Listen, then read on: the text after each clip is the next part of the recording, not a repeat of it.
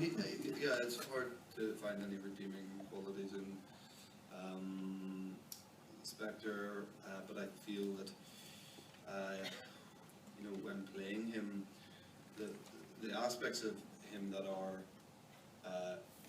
commendable, and I'm saying that there's very few, but I do think there's an element of he shows traces of being a good father at times, particularly. I'm serious. I'm serious. It's specifically in the first series. I do think he shows something close to love, particularly to Olivia, his daughter. I do think that he approached his profession as a bereavement counsellor with professionalism, and we've talked about this. I think he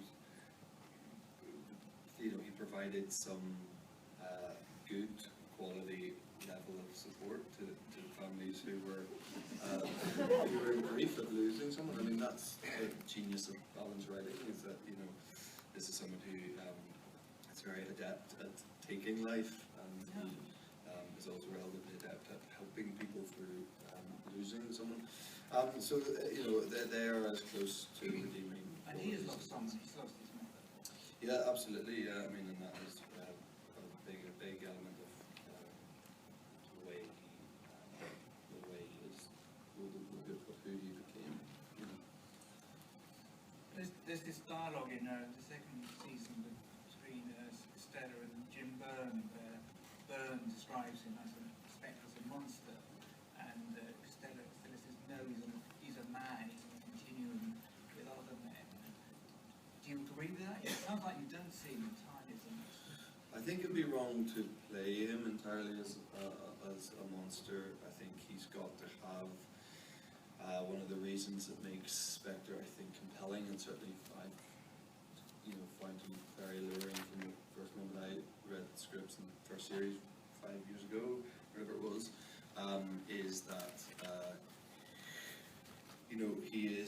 there has to be relatable aspects to him. There's got to be aspects that other human beings can identify with to an extent, and you've got.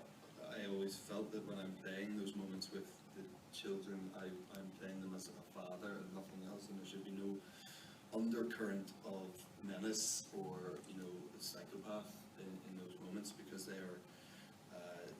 Why would there be? He's a father talking to his daughter, he's a father talking to his son, and his husband talking to his wife, and the early parts of the first series. I always thought to play him, I don't view him totally as monstrous, because I've always wanted to avoid that tag when in my interpretation of portraying him. So how method are you in preparation for this? You're so in a bathing, I think I'm being salty. Now, you go on to I can always say, the worst thing always comes to my mind when people present questions like that. No, I never done that. But no, look, I mean, that whole term method is so, there's so many forms of it now. It's become this thing that this is one way to approach. But everyone, every actor, I think, has a method of sorts, and they approach it a different way. You don't want to be too method in the layman's definition of method. Most people think it's staying character all the time. I would never want to do for someone like Spectre. I don't think I would have a wife anymore. But I've especially 3 series in, 4.5 years in, I have ways of locking myself into his psyche quickly without having too much of a build-up for the most part, and that's just come over time and having an understanding of the character, I think. But no, I'm very much, when I can, I jump out of his skin, because I think that's appropriate.